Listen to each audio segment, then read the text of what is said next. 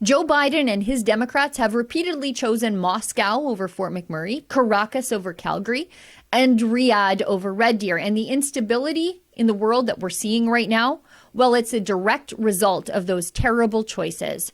And that's why we need to build Keystone XL pipeline now. We're imposing further severe sanctions.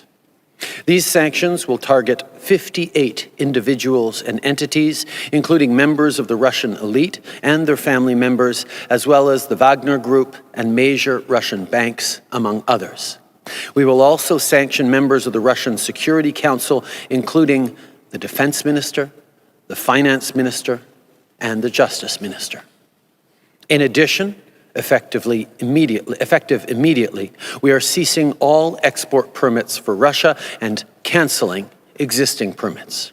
That's Canada's Justin Trudeau, our authoritarian leader, wanting to put sanctions on Russia. And here is American President Joe Biden saying much the same thing. Today, I'm authorizing additional strong sanctions and new limitations on what can be exported to Russia. This is going to impose severe cost on the Russian economy, both immediately and over time. We have purposely designed these sanctions to maximize the long-term impact on Russia and to minimize the impact on the United States and our allies. I just spoke with the G7 leaders this morning, and we're in full and total agreement.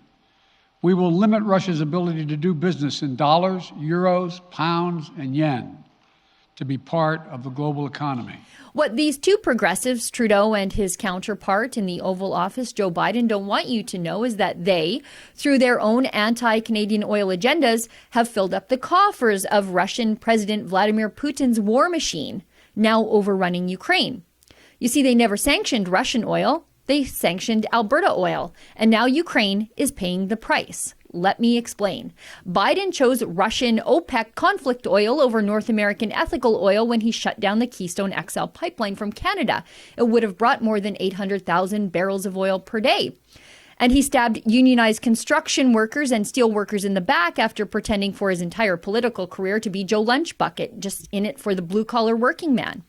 As the first matter of business once he took office, Joe Biden canceled the nearly complete Keystone XL pipeline from Alberta to American markets.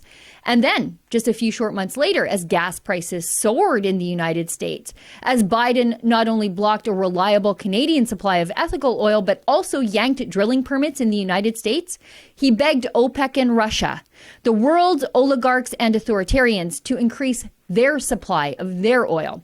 Trudeau did the same thing by canceling the Energy East pipeline that would have taken ethical oil from Alberta to Canada's largest refinery in New Brunswick, and then would have exported that oil to Europe and Asia by tanker. Trudeau preferred to import OPEC and Russian conflict oil, $9.2 billion of it from Russia alone over the 20 years ending in 2019. Russia is also the third largest supplier of American oil behind Canada and Mexico. Every drop of oil purchased from Russia fills their war chest and endangers the safety of the free world. But there are no sanctions on Russian oil and gas sales to the West because that would really be Russia putting sanctions on us. Energy accounts for about 30% of Russian GDP and about 60% of their exports. And war has made the prices go up. So Russia's getting richer from the war, not poorer. Now, that's why I have a petition calling on Biden to bring Keystone XL back online as fast as possible, and to do it for the safety and security of the free world. It's easy to sign. Just go to buildkeystoneXL.com, sign and share that petition. Tell Biden to do this one thing in the name of freedom and security, and we will deliver the petition to the American consulate in Calgary, right in the heart of Canada's oil and gas country. What's the downside to building Keystone XL? Canadian and American jobs will be spawned by it. Gas prices are soaring in the United States. Adding domestic supply will help ease that. Russia rises and falls on oil prices. To defeat Russia, you need to flood world markets with affordable ethical oil. So it's your choice. Paris Accord or Russian Empire. Friends, choose wisely. Please go to buildkeystoneXL.com to sign the petition today. Send a message to Biden that the Green New Deal is funding the march of the new Red Army. For Rebel News, I'm Sheila Gunn Reid. Russia is counting on the Western world's reliance on their oil and gas to fund their war machine. Now, we can do something about that. we can call on President Joe Biden to build Keystone XL pipeline now.